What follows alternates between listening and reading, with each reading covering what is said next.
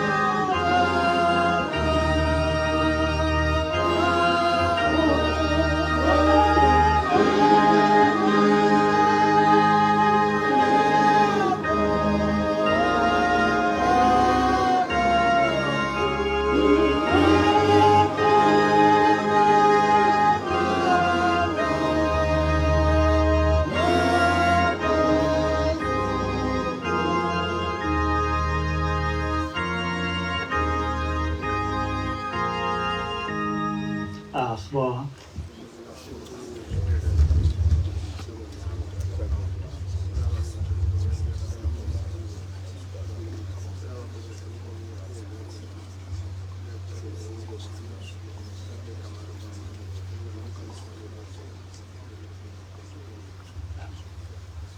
Amen.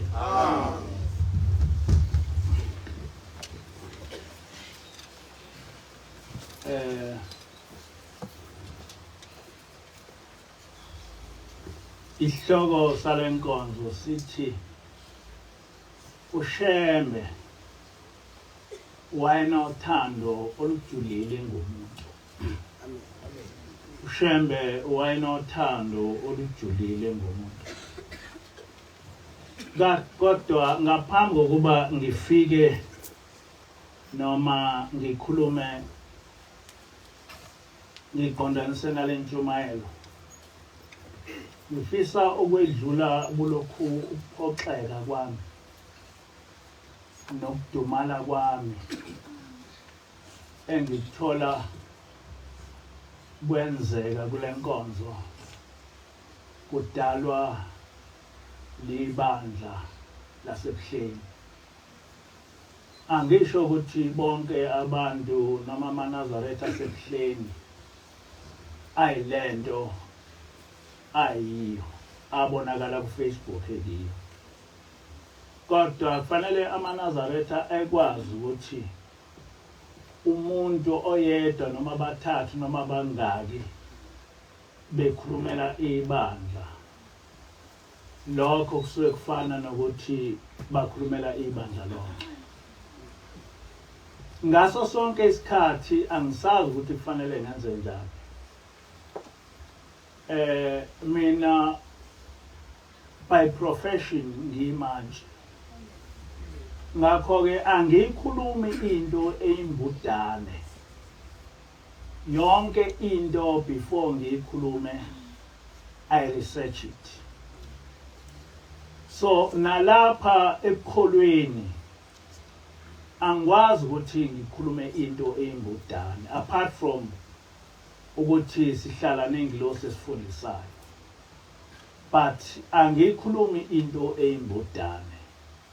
Ngiyangifuna ukuthi into mangiyikhuluma umuntu noma engahlakaniphile kodwa eyizwe ukuthi ngithini, ngoba ngikholwa ukuthi noma ngazange ngaba uthisha kodwa ngidalelwe ukuthi ngibe uthisha. Empilweni yami ngangifuna ukuba uthisha, kodwa ngesizathu ezithize ngayithola sengiyimanje. Uma nginikeza isihloko, angithi mangikhuluma ngiqale nginikeze isihloko, ngoba angifuni ukuthi mangikhuluma ngibambe lokhuyana nalokhuyana nalokhuyana. Ngifuna ukuthi umuntu ezwe ukuthi ngikhuluma ngesihloko esinje.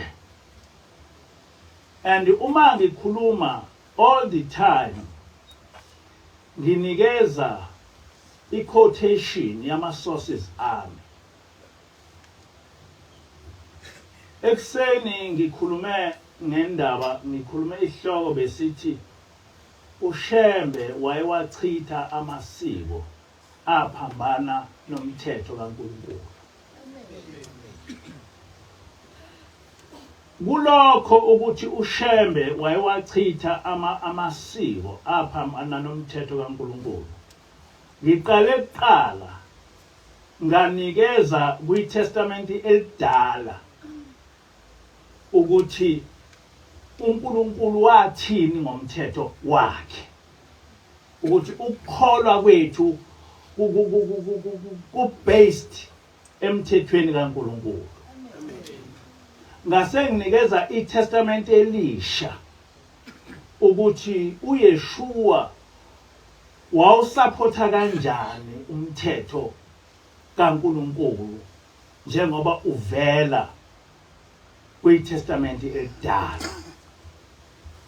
Ngase nginikeza imfundiso kaShembe ubaba mkhulu etholakala emthandazweni weSabatha kwiverse 3 ukuthi ubaba mkhulu wathini ngomthetho kaNkulunkulu. Lokho ngikwenzela ukuthi umuntu nomuntu ezwe azi ukuthi ngikhuluma ngani. Then emva kwalokho ngase nginikeza i-quotation kwiTestament elidala ukuthi uNkulunkulu wathini ngokugcina amasiko aphambana nomthetho wakhe. Ngase nginikeza kwiNew Testament ukuthi uYeshua wamsupporta kanjani uJehova ngokugcina ngokuchitha amasiko aphambene nomthetho kaJehova. Ngase ngiletha izintshumayelo zikababa mkhulu oyifounder yaleli bandla ukuthi yena Ushembe wathini ngokuchitha amasiko aphambana nomthetho kaNkulunkulu. Yonke lento ngibeke yacacela umuntu ongafundile nofundile, ongahlakaniphile kakhulu nohlakaniphile, ukuthi eyifunde. Ngisho ngayihamba manje ngoba intshumayelo kuFacebook uyifunde. Umuntu ophilayo ekhanda akakwazi ungangizwa ukuthi ngithini.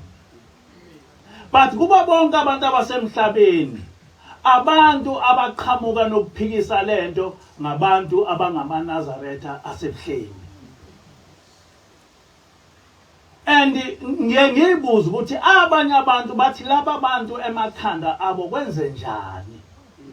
Kwenze njani emakhanda abo? Uma umuntu eyifunda inkulumo ikhulunywa ubaba mkhulu word by word, bese yena ethuka mina ethi Ushembe akakushongo lokho, kodwa uyakufunda ukuthi Ushembe uthini, kodwa ekuphendule ethi Ushembe akakushongo lokho. Uchaza ukuthini lokho? Ufanele sithini? Manje fanele lo muntu uyini? Lo muntu uSathane, lo muntu uyidimoni.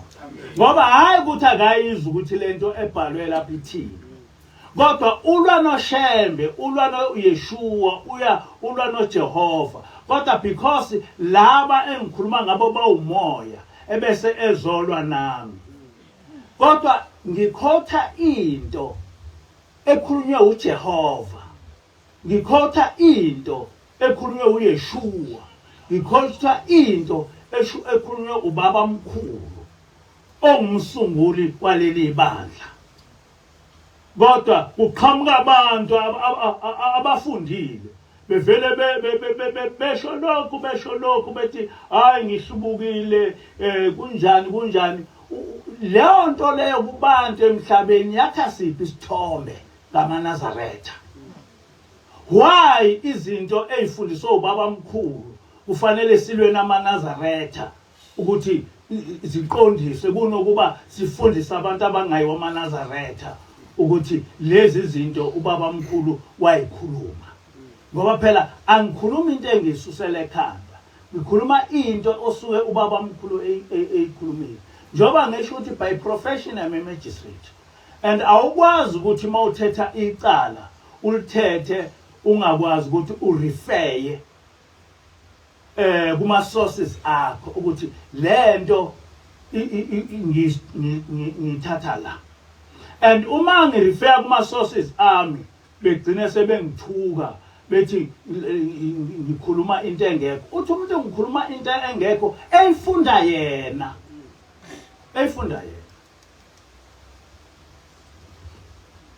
kulesi hlobo lapho khona ngithena ngizokhuluma ngothando luka babamkhulu ethanda umuntu, ukuthi babamkhulu wayewathanda kanjani umuntu.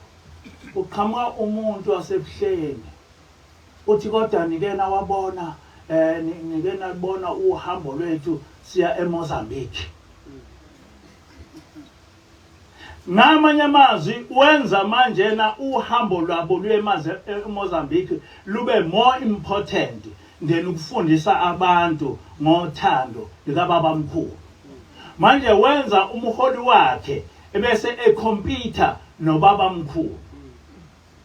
Ungasuyibuza ukuthi lolu hambo lokuya eMozambique lubaluleke ngani, uzositshela ngeconvoy. Ayikho enye into ongakutshela ngayo ngaphandle kweconvoy ukuthi niyasibona ukuthi besibaningi kangakanani siye eMozambique. Uma ungasubuza ukuthi yena umholi wakhe eMozambique ufike wathini, there is nothing oyishilo. It's just a display. Now abantu abaphilayo basebuhleni kufanele bebabheke laba bantu ngoba babulala inkolo yobuNazaretha yonke. Ngoba angaze ngizwe siqala ngebandla lasebuhleni ukuthi amabandla kufanele eqhathaniswe ngobuningi babantu. Ngoba ukuningi kwabantu ku-relevant kuphela kuma political parties, because kuma political parties kuyavotwa. So uma ibandla linabantu abaningi lizowina, that is clear. But ekholweni ukuningi kwebandla ku-relevant ngani kuNkulunkulu. Ngoba akukho lapha esivota khona sivotela umuntu. Umuntu kuNkulunkulu ubheke ukuthi eye yena ezulwini egcine umthetho kaNkulunkulu or engawugcina umthetho kaNkulunkulu. Manje all the time ukuhlale ubabaza ukuningi kwabantu only, ungakwazi ukusho ukuthi umholi wami ufundiseni, kuchaza ukuthini lokho. Kufanele ukuthi manje masikhuluma ngoNkulunkulu sishumayela bese ethi umuntu niyibonile iconvoy yethu siye eMozambique. Ngamanye amazwi uzama ukuthi phazamise le nkulumo engifuna ukuyikhuluma ngobabamkhulu, ngiphazamise ukuthi niyibonile iconvoy yethu siye eMozambique. All the time kuqhanyuliswa abantu abaningi, so that abantu kufanele bekholwe ubuningi babantu kunokuba bekholwe amazwi kaNkulunkulu. What is that? Bathina abantu abaphandle mabebona abantu abanje, ngoba laba abantu sebedlule ekuthenini baziphukuphuku bawusathane. Ngoba yonke lento abasuke beyenza isuke ingabathinti. Lento ekhuluma ngobabamkhulu ayithinti mabandla, ithinta ubabamkhulu, which bona uqobo labo nabo kufanele beyizwe leyo nto. Kodwa bona bese beqhamuka bethi nisibonile siya eMozambique. ukuthi siya eMozambique uqhathanisona ukhompyutha kanjani nokufundisa abantu ngobaba mkhulu. Okunye engifisa ukuthi abantu basebuhleni bekwazi ukuthi it is sheer stupidity ukuthi ibandla eselineminyaka over 112 laba khona bese all the time likhompyutha nebandla elina 10 years libe khona. Ibandla lasebuhleni lina 112 years laba khona.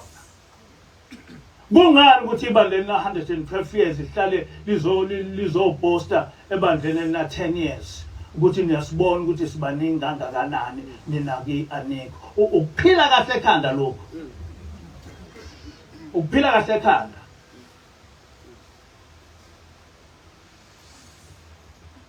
Laba abantu bane superiority complex. Ebaphethe. Bane fear yokuthi umhlaba uzobona ukuthi nampa abantu abathunywa uNkulunkulu. Ngakho ke asibachamele noma ngayiphi indlela. Yabo. Ngoba all the time bavele bejumpe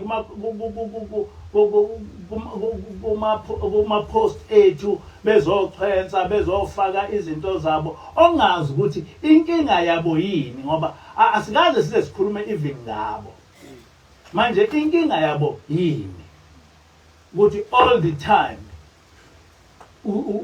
ukhuluma ngobaba mkhulu umuntu uthi nibonile iconvoy yethu siye eMozambique embiki ukuthi besinjani. But saphuma khona ebuhleni saphuma abantu bebaningi ngendlela exakile. Wawungakwazi ukuphuma ngisho ukuphuma ebuhleni. Kodwa uNkulunkulu wasikhipha ebuhleni wasikhipha kubantu abazigidi hayi abangama izinkulungwane abazigidi. Manje what is new about ubuningi babantu basebuhleni lapho sekufanele ukuthi all the time sipostelwe ngakho? Yini enew ezimotweni zonyazi? Yini entsha ekuyitezi zonyazi? How relevant lezo zinto are endabeni kaNkulunkulu? How relevant? Manje lento lena I have reached the end of my teeth. Because all the time mashumayela abantu sebephenduke bayizitha zethu abantu basebuhleni bathi ngoba bahlubukile bese belwa nathi ukuthi siqondise indaba kaNkulunkulu. Njengoba ngisho ubhalwe kuyiBhayibheli lelo thena ubaba mkhulu ifanele sifunde ukuthi sigcine umthetho kaJehova. Ubhalwe kwiNew Testament ukuthi sigcine umthetho kaJehova. Kubhale kwi-Old Testament ukuthi kusho uNkulunkulu ukuthi abantu bengawalandeli amasiko ayisiningi sokuye. Kusho uYeshua ukuthi abantu bengathathi amasiko abo bewenze ebe more important than amasiko kaNkulunkulu. Kusho Ushembe ubaba mkhulu ukuthi singalandeli amasiko ethu azophambana nomthetho kaNkulunkulu. Usinikile leyo nto ikhiye. Ngisho lokhu ukuthi singawakhonza amadlozi. Kusho uNkulunkulu ukuthi singawakhonza amadlozi. Washo Ushembe ukuthi singawakhonza amadlozi. Kusho uNkulunkulu ukuthi singayihlanganisi nezangoma. Washo Ushembe ukuthi singayihlanganisi nezangoma. Lento ngihlale ngiyishumayela njalo ibhalwe phansi. Intshumayelo kaBaba mkhulu ka1931 nentshumayelo kaBaba mkhulu ka1925. So but now kunabaNazaretha ahlala ngaso sonke isikhathi ezama ukuthi ebhidlizele. Why? Manje na ke lento ithanda kuba nangu nje omunye usiphiwe ngwane uthi wayenothando olujulile ngomuntu kanjani ngoba nina nithi wayengumuntu. Impendulo yami ithi ayo ozoyichaza ukuthi uNkulunkulu noma umuntu. Nobaba ilanga uzochaza yena ukuthi uNkulunkulu umuntu. Uthi ke lo siphiwe ngwane. Owesibili umbuzo obheke kuthabe khulu ngqo. Njengoba sengathi anambitheki indaba yabaphansi nje, uthini ngathi esayitshengiswa okhokho lendlela.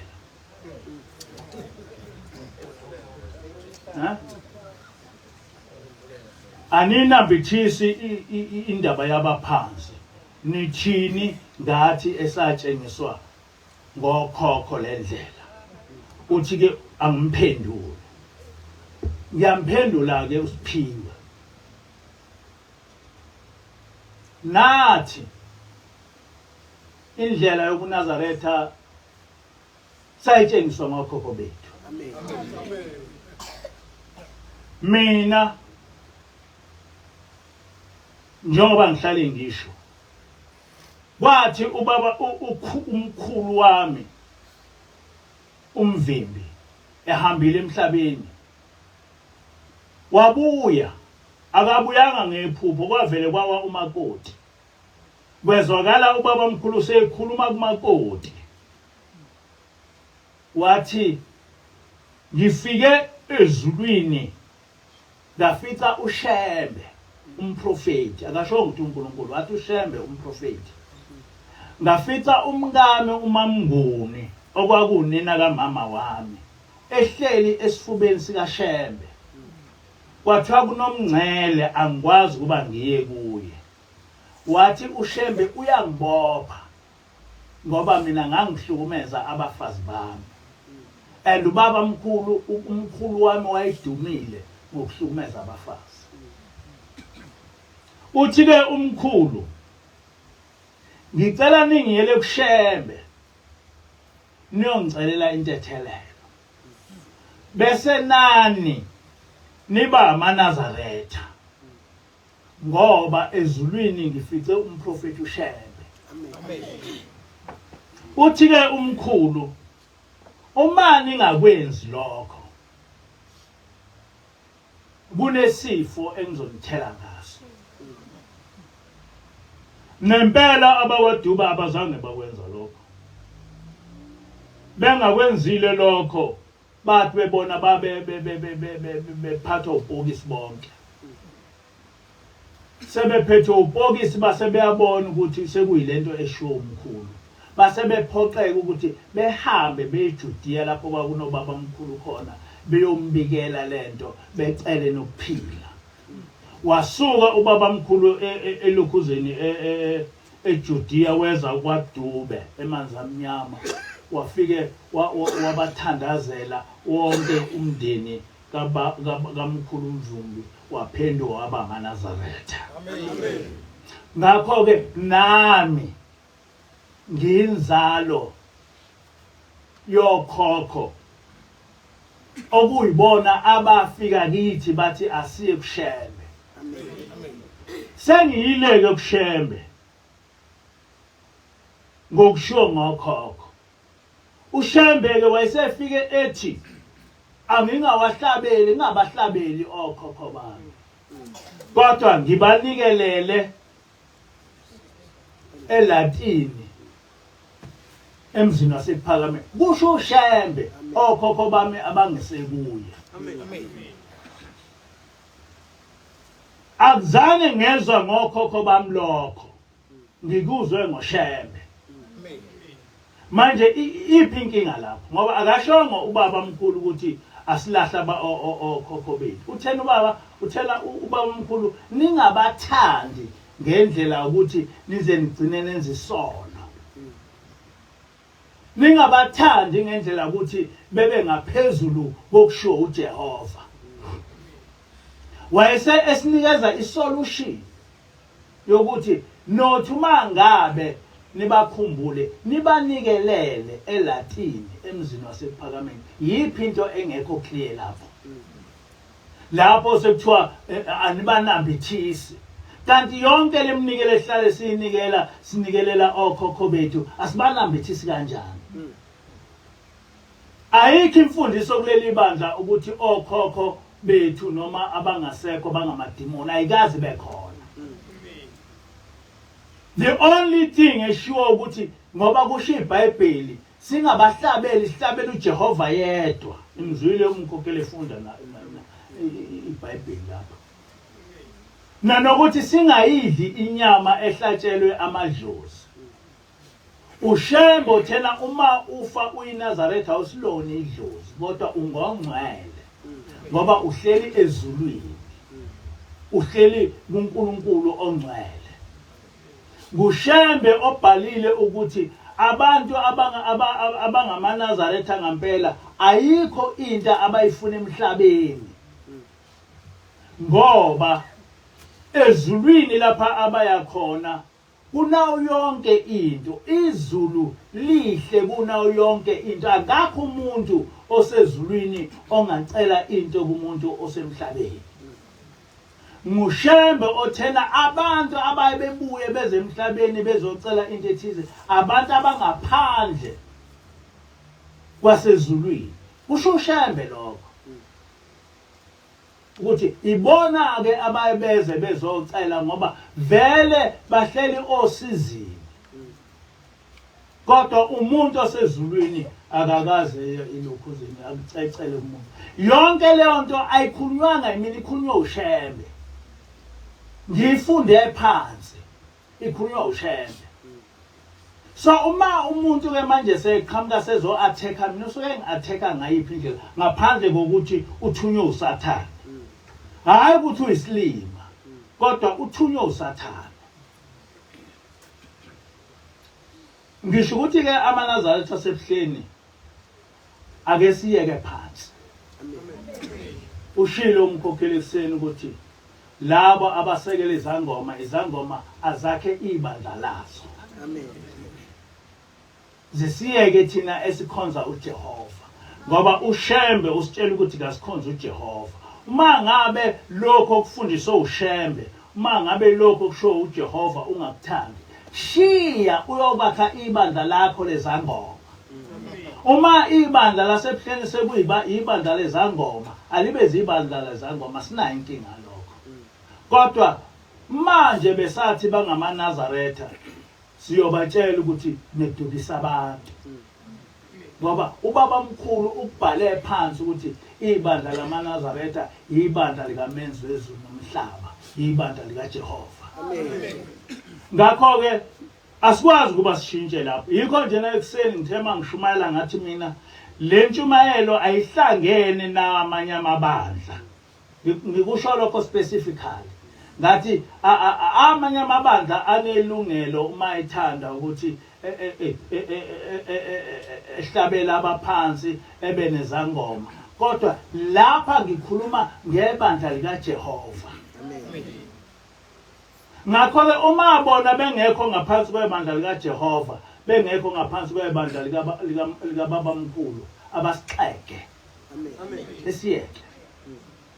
Ngoba lento engikhulumayo bayangizwa ukuthi ngiyakhotha. Angazi manje ukuthi bafuna ukuthi ngenze njani ngoba I've given all the quotations ukuthi uJehova uthini. Amen. Ngithi ke ngikhuluma ngothando luka baba mkhulu olwaluxakile. Lapha ngithathe izintshumayelo zika baba ilanga njengoba zinjalo. Ngoba ubaba ilanga mhla isithuma wathi niyofundisa abantu ngokuthi uJehova ukhonzwa kanjani. Kodwa futhi nithathele ezimfundisweni zika baba mkhulu. Ngakho ke ubaba ilanga ukhulume kabanzi ngobaba mkhulu. Mina angimazi ubaba mkhulu. Ngathi ngizala wayengasekho emhlabeni. Kodwa ubaba ilanga usinikeze a clear picture yokuthi ubaba mkhulu kwakuwumuntu onjani, ukuze nathi sibe nesithombe esihle sokuthi ubaba mkhulu lo okuhlala ekukhulunywa ngaye wayewumuntu onjani. Nansi ke inkosi ilanga iyakhuluma la ithi nathi uma inkosi ihamba yasinika amathalente, yasinika imali yayo, yabeka umoya wayo ngaphakathi kwethu. Abanye basenawo namanje umoya kaShembe, abanye bawuthole kuye engasekho, eseza kubo ngamaphupho nangezibonakaliso, abanye wabapha esekhona. Usama lapho nje ngihlale ngikhuluma ngomoya kaShembe ukuthi ubaba ilanga wayejwayele ukukhuluma ngomoya kaShembe, kodwa ukukhuluma ngomoya kaShembe akuqalanga ngobaba mkhulu ukuthi umuntu engenwe umoya womprofeti. Ngachaza ukuthi uEliya wathi uma ngabe esehamba wathi uElisha cela okucelayo ngizokunikeza khona. uElisha waye engumfana ohamba noEliya umprofeti. Wayesethi uElisha, ngicela ukuthi umoya wakho uphindwe kabili kimi, umoya wakho. Wathi uEliya ucele into enkulu, kodwa uma ungibonile uNkulunkulu efika ngenqola engithatha, umoya wami uyobe wehlele kuwe. Amen. Nangampela uElisha wambona uEliya ethathwa inqola, ingubo yakhe, isambatho sakhe sasala. Wayesesithatha uElisha isambatho sikaEliya eyanaso emfuleni iJordani. Wayesefike eshaya iJordani ngalesambatho sikaEliya. Wathi uNkulunkulu kaEliya ukuphi? Wathi mayeshaya ilokhuza iJordani ngalesambatho umfula wehlukana phakathi, wakwazi ukuthi ekwele. Kwase kubonakala ukuthi umoya kaEliya wehlele kuElisha. Ngakho ke lokhu ngichaza ukuthi amaNazaretha namaKristu engadideki ngalomoya kaShembe, ukuthi uShembe unomoya yini. uShembe wayengumprofeti kaJehova. uShembe wayenomoya othi uma ukungena nawe wenze izinto ebezenziwa kuye. Uyaqhubeka ke uShembe uthi abanye wabapha nothando, wayengumuntu obathanda kakhulu abantu. Uthi uShembe lapha ubaba mkhulu wayengumuntu. Abaningi sebalukhohlwa uthando lwakhe, abanye abakalukhohlwa. Njengoba nibuthene lapha nje, mina ngikhumbule njalo ukuthi nilethwe uthando lwakhe. Njengoba kade ngikhuluma kulezi insukwana njengoba kade ngikhuluma kulezi izinsukwana ezedlule, indoda yathi ibone uShembe egibele ihashi elimpunga ligijima wonke umhlaba. Kwafika indoda kubaba ilanga esenhlangakazi, wathi ngibona isimangaliso mlele. Ngabona ubaba mkhulu egijima emkhathini ngehashi lelwayevele enalo. Uthi waze wehla kimi, ngambuza ukuthi hawu Shembe, usasebenza namanje ulwa ithi ihashi lase lijulukile? Wathi mntanami ngisasebenza namanje. ngifuna ukuthi abantu baye enhlangakalasi. Wathi ngihamba ngiqoqa abantwana bami ngifuna baye enhlangakalasi, angifuni namunye engayi enhlangakalasi.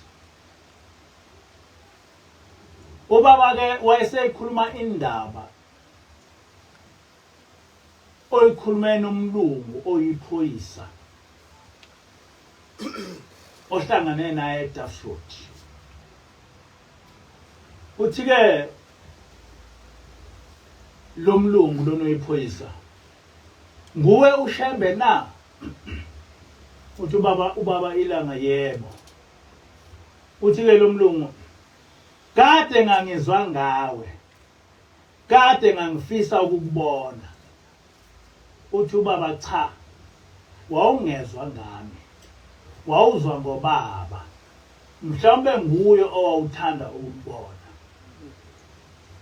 Ngicabanga ukuthi kulaba abaholi banamhlanje babode hayi impela wawuzwa ngami. Kodwa ubaba ilanga akakushongo lokho. Wathi hayi wawungezwa ngami, wawuzwa ngobaba. Usakhona yini? Ngingambona kanjani? Uthi ke ubaba ilanga cha akasekho. Kepha ugcwele yonke indawo. Kuzoba yisabatha kusasa. Uma uthanda ukumbona ungayombona ephakameni. Bobe begcwele abantu bakhe besonta. Uthi baba uma uya ephakameni yombona ngoba uyofica abantu bakhe besonta.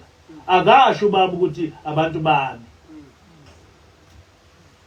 Uthi ke lo mlungu ngizombona kanjani ngoba akasekho. Uthi baba uzophiwa amehla sezulwini umbone. Uzophiwa indlebe nengqondo yasezulwini ukuba umbone. Uthi lo mlungu hawu ukhuluma kanjani uma ukhuluma kanje? Kanti wayenjani lo Shembe? Into owayithanda izedlula zonke yini?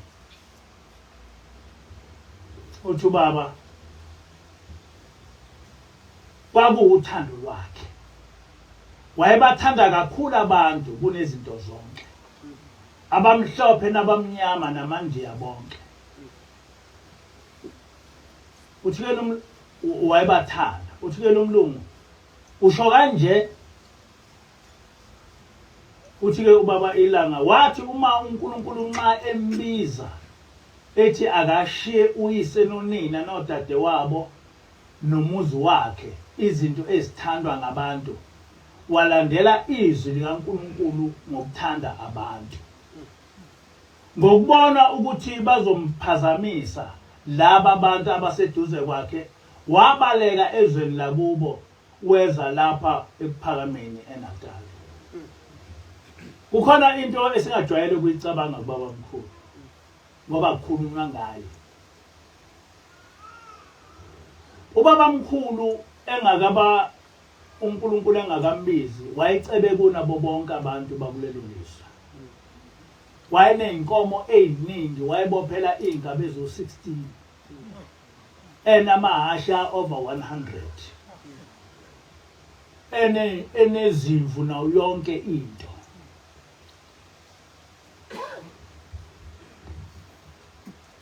Enamakhosikazi awu4 kodwa enabantwana noma babefa kodwa wayenabo. Abantwana ubaba mkhulu wazala abantwana abawu16 kodwa bonke abawu6 abawu10 bahamba emhlabeni. Wagcina sesele nabantwana abawu4. Kodwa mhla uNkulunkulu embiza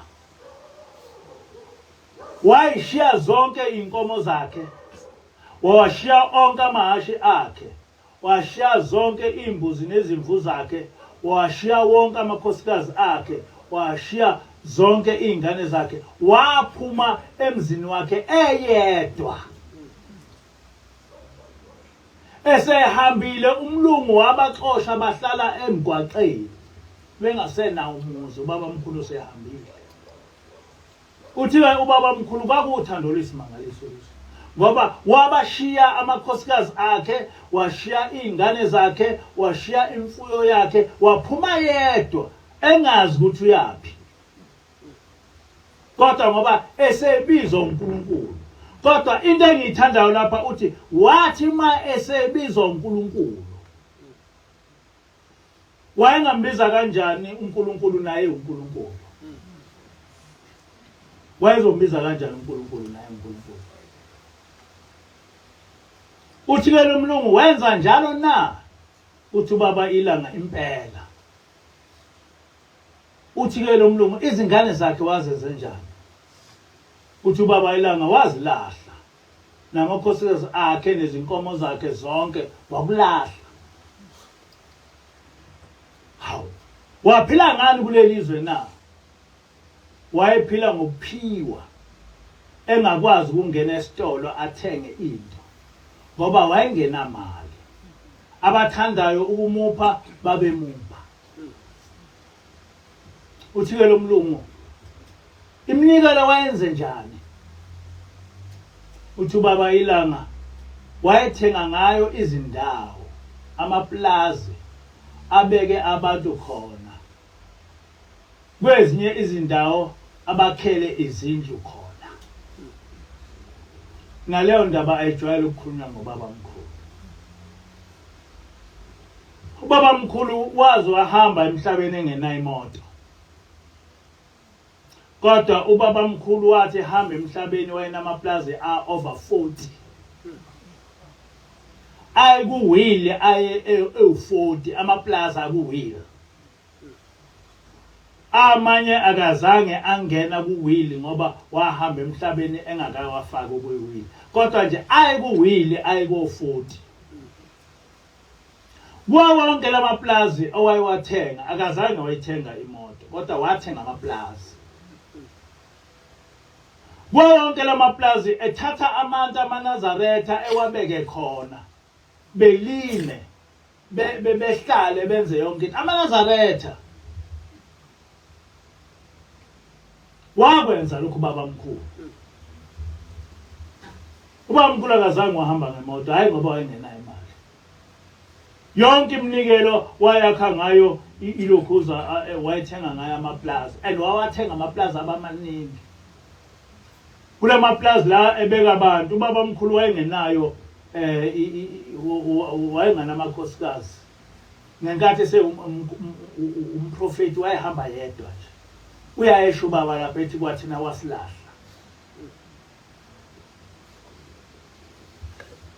Konke lokhu wakwenza. Ikhona masi silapha sifundisiwe ukuthi sibheke intandane. Noma seyibandla elincane kodwa umuntu mayihluphekile simbheke simphe lokho esinakho. Singavumi umuntu webandla elambe sikhona. Kuba nomnikelo nje esubeka eceleni siubekela abantu abahluphekile. Akudingi ukuthi beze bezocela kithi. Sivele sibaza abantu abahluphekile. Ikhona inglosi yathi kuleli bandla umholi waleli bandla uyoba nomuzi owodwa. Kodwa uma ehambela amathempeli uyoba uyothola icaravan kube umuzi wakhe lokho. Kodwa iminikelo yakhe izindlu zikaNkulunkulu. Iminikelo mayibamningi ifundisa abantwana. Iminikelo isebenzele ibandla. Umnikelo ungakwenzi wena umholi webandla ube yitycoon. Ngoba akusiyona inhloso kaNkulunkulu leyo. Akusiyona.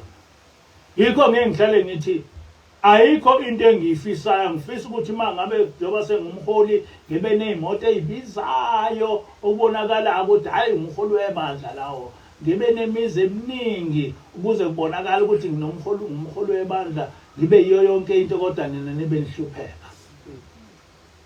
Kufanele ngaso sonke isikhathi ngibone ukuthi nina nisizakala kanjani. Ngisho emthandazweni wami ngithandazele abantu abakholiwe ukuthi abangahlupheki. Kulungile mina ngihlupheke ngoba mina ngisebenzela uNkulunkulu ngikhethiwe ukuthi ngisebenzele uNkulunkulu. Uma ngimsebenzela uNkulunkulu ngiya ezulwini. Ngiyohlala nobabamkhulu, ngihlale nobabilanga, ngihlale nabaprofeti bonke, ngihlale kahle. Ngiyoba inkosi mase ngisezulwini ngisebenze kahle la emhlabeni. Kodwa hayi la. Angeke mina ngikompete nani ngithi hayi ngifuna ukuba nemoto efana nekaSibanibani, ngifuna ukuba nendle efana nekaSibani. I don't care about imoto, I don't care about indlu. Manje imoto izongenza ngibe comfortable, mana leyo ndlu izongenza ngibe comfortable, ngithole yonke into engiyifunayo. Kodwa angifuni ubucwebe. Ngoba ngisebenzisa kaNkulunkulu, I must feel ukuthi ngisebenzisa kaNkulunkulu. Ubaba omkhulu wayenjalo ke. So uma ngabe sizolandela ubaba omkhulu, kufanele sibe exemplary of what ubaba omkhulu was.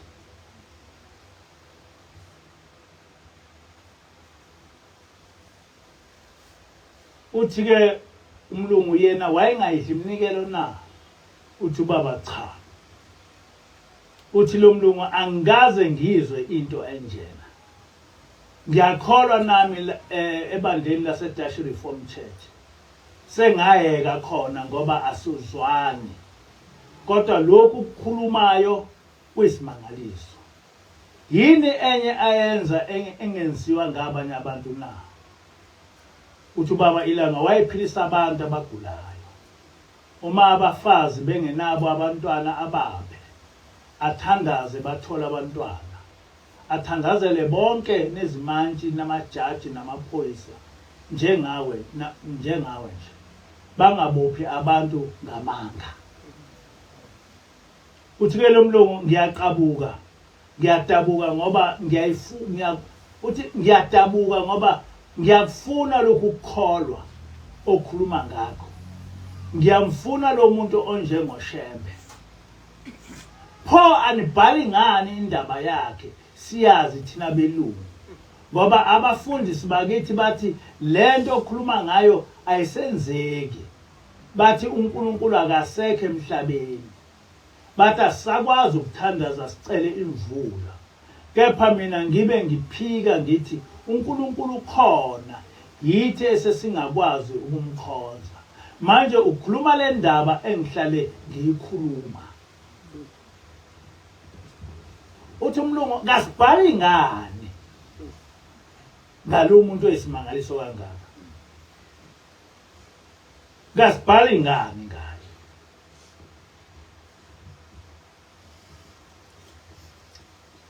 Uthi ubaba ilanga akasakhulumi nomlungu manje. Kodwa kukhuluma ubaba ilanga. Uthe umlungu uma engibuza ngathi cha, into yinye engangiyibona kuShembe. Ngangaboni ukuthi ubaba, ngangibona isilwane nje esivele ezulwini. Kodwa lesi silwane sasinothando. Uthando lwabanye abantu aluzwakali. Noma umuntu ekuthanda kuya kubande nje. Kodwa uthando lwakhe lwaluzwakala. Yena ngisho ethule wawuye uzwe ukuthi lo muntu uyangithanda. Noma ethi kuwe mntanami wawuye uzwe ukuthi lo muntu uyangithanda akazenzisi. Omunye uyayi ethi mntanami ngoba efuna ukudla kwakho noma efuna umhlabele inkukhu. UShembe wayethi uma ethi mntanami kube mnandi yonke indawo, kube sengathi nezono zakho zonke ziphilile, zithethelele. Ngempela kwakunjalo. Ubaba mkhulu wonke umuntu wayethi mayekhuluma naye ethi mntanami. Noma ngabe uyikhehla ethi mntanami. Noma ngabe uyisalukazi ethi mntanami. Noma ngabe uyingane ethi mntanami. Noma addressa ibandla ethi batabami. Wenjalo. Uyaqhubeka ke ubaba ilanga uthi batabami uyaqhubeka uShembe uthi uqhubeka ubaba mkhulu. Batabami mina uthando lwami alipheli. Ngazo zonke isikhathi ngiyanilinda ebusuku nasemini. Ukuphuma kwelanga nokushona kwalo ngikhona. Angikhohlwa yini. Wayesevalelisa ngaleso sikhathi. Esezohamba emhlabeni. Uthi ke noma ngihamba ngiya ezulwini angazi ukuthi ngiyaphi. Kodwa ngazi ukuthi ngiya kuNkulunkulu. Namzoba uba womkhulu uthini? Uthi ngiyazi ukuthi ngiyezulwini. Kodwa angazi ukuthi ngiyaphi. Kodwa into engiyazi ukuthi ngiya kuNkulunkulu. Manje thina masiphila kahle emakhanda sesizosho kanjani ukuthi Ushembe uNkulunkulu? Kanti siyagula lapha emakhanda. Uzosho kanjani ukuthi Ushembe uNkulunkulu yena ebethi mangihamba emhlabeni ngiya kuNkulunkulu kodwa angazi ukuthi uNkulunkulu uzongibekaphi? Laba abantu abalalele mawusothi wena Ushembe uyena uNkulunkulu bazothi uyaphila lo muntu ekhanda. Noma uNkulunkulu ungibeka elangeni noma enyangeni noma phezulu kolwandle noma ezintabeni zasentshonalanga noma empumalanga lapha engiyobe ngikhona ngiyolokhu nginikhumbula nje. Kusho bakamkhulu uthi noma uNkulunkulu engangibeka elwandle noma engangibeka emkhathini noma engangibeka entshonalanga noma engangibeka empumalanga lapho uNkulunkulu oyongibeka khona ngiyolokhu nginikhumbula nje. Manje na ke yini edida abantu basebuhleni? Yini abalokhu belwa nathi ngayo ukuthi sisholana ukuthi Ushembe umuntu? Kodwa asishongo thina ukuthi Ushembe umuntu nje. Njengoba ngeke ngabhala ngeke ngabona omunye ebhala ukuthi sithi Ushembe umuntu nje. Cha, asisho ukuthi Ushembe umuntu nje. Sithi Ushembe umprofeti kaJehova. Amen. Ushembe isithunywa sika Jehova. Amen. Ushembe wayevela ezulwini. Amen. Lokho asikaze sikufihle ngoba akakho umuntu ongavela ezulwini ongakhuluma lento. Ngeke nimuze ukuthi uthini. Uthi angeke uthi noma empumalanga lapho engiyobe ngikhona ngiyolokho nginikhumbula nje. Angikukhathala, angikudinga, angikuphela amandla. Nezono zenu angeke zingivimbele. Ngiyonikhumbula ngoluthando lwami olungapheli. Batabami uma ngiphakathi kwenu nginjengomfazi onabantwana. Noma umntwana ebulele umuntu unina akaze ngabona noma umntwana ebulele umuntu unina akaze ngabona. Noma umntwana ebile unina akaze ngabona. Noma umntwana enjani unina akaze ngabona. Uthi ke kini ngifana nomzali ngoba umzali ngisho umntwana onile uyamvikela akaboni ngoba esuke ephethwe uthando. Ngilindile ukuba lolu uthando lwami nilwembathe nonke. Ngilinde ukuthi mzukwana nifika esangweni lomuzi ongcwele uma ningqongqoza nithi baba sivulele ngiyonivulela. Ngize nengubo yami endala enkulu ngiyembethe noma eyesikhumba noma eyamasaka bese nginifaka lapha ngaphansi. Nginifukamele nginithwale ngingene nani emzini oyingcwele. Uma bebuza abasezulwini bethi Shembe uthweleni wamkhulu kangaka namuhla, ngothi cha Nkosi impahla yami akekho omunye oyobuye angiphenye. Wakwamuzwa umuntu okhuluma kanje. Ngisho eBhayibhelini wakwamuzwa umuntu okhuluma kanje. Akekho. Manje ngifisile ukuthi lento sonke siyazi ukuthi Ushembe ukhuluma kanjani, Ushembe uthini.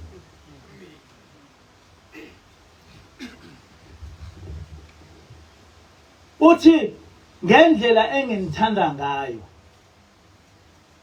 uma ufika ezulwini ngiyothatha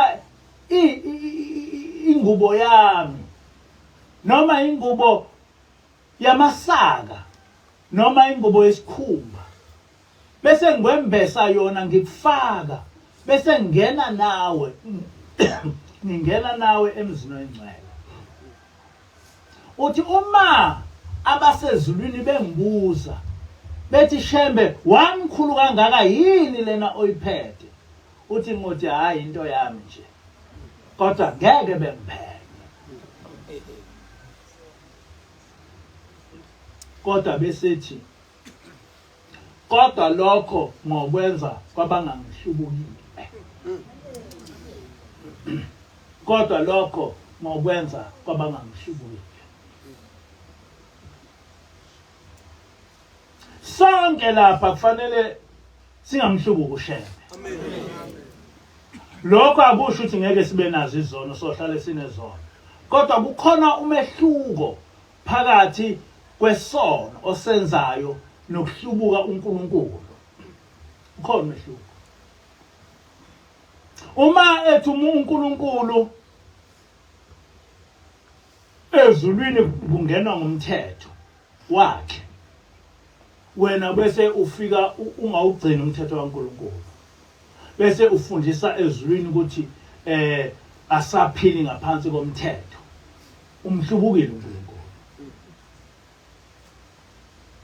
bonke labantu basebuhleni bamhlubukile uNkulunkulu ukhona futhi lapho ubabamkhulu ekhuluma khona ngalabo abantu abahlubuka uNkulunkulu ngicabanga ukuthi entshumayelweni yasekuseni ngikufundile lapha behlubuke khona uNkulunkulu abantu abahlubuka uNkulunkulu abantu abathi benza isono bese befundisa abantu ukuthi lesi sono lento engiyenzayo ayisona isono ngakho ke yenzeni nani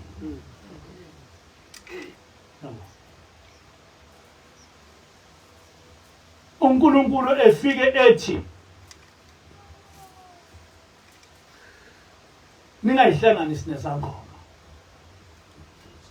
bese wena uthatha izangoma uyifaka esontweni kodwa ethena ubabamkhulu uma isangoma sike sangena esontweni nithathe izitsha zikaJehova niphume nazo nishiye phakathi wena bese usithatha uzosifaka esontweni wemukela umnikelo waso umhlubukile uJehova umhlubukile ubabamkhulu ngoba uyamphikisa kulento oyikhulumayo manje ngoba ubuholi basebuhleni bumhlubukile uNkulunkulu manje ke ibandla lakhona selilwa nathi esigcina umthetho kaNkulunkulu ngoba phela bamhlubukile uNkulunkulu ngoba mabe ngamhlubukile uNkulunkulu bahlala kanjani ezangoma esontweni uma bengamhlubukile uNkulunkulu bengafundisa umholi wabo kwenzeka kanjani ukuthi mina ngingathi ngingumholi ongaphansi kwababamkhulu bese ngimukela iminikelo yesangoma ngakwenza njalo ungekwenza kanjani ukuthi ngivume ukuthi abantu behlabela amadlozi ngazi kahle ukuthi umsunguli waleli bandla wakuphika lokho ubaba ilanga wakusho clearly wathi uma kuke kwaba kukhona intshumayelo engikhulumile ephikisanayo neka babamkhulu uyiyeke yami uthathe kababamkhulu kodwa namhlanje amanaza asasebuhleni akakusho lokho athi bona alandela uShembe osehlalweni kodwa ubaba ilanga esehlalweni wathi uma kuba khona ukukhuluma okuthiwa ngakukhuluma okuphambanayo nokababa niyokuyeka okwami nithathe kababamkhulu ngakho ke asithekile kwento siyenzayo amen asithekile ngiyanicelela ukuthi umoya kaShembe lo ubaba ilanga uthi awusingene. Ngiyacela ukuthi sonke usingene. Sonke sibe naso isithombe sokuthi ezulwini siyongena ngoshembe. AmaKristu ayithi ezulwini ayongena ngoJesu, kodwa thina sithi ezulwini siyongena ngoshembe. The interpretation yokuthi siyongena ngoshembe, siyongena ngokugcina izimfundiso zikaShembe. NakumaKristu noma ekuinterpreta ngenye indlela okaJesu, kodwa kuchaza ukuthi uma uJesu wathi mina ngiyindlela neqiniso, wayechaza ukuthi ayikho enye imfundiso ngokungena ezulwini oyoyithola ngaphandle kwale oyifundiswa yimina.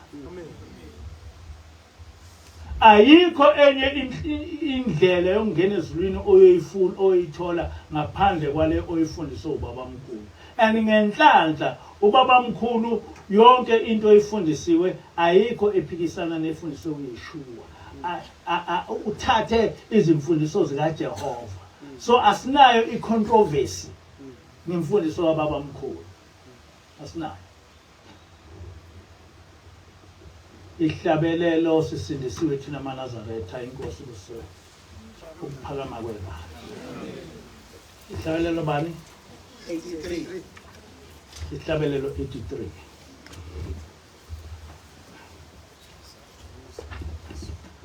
Sisindisiwe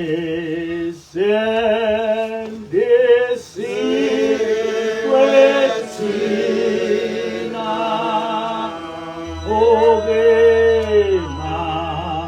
Nazaretha sonke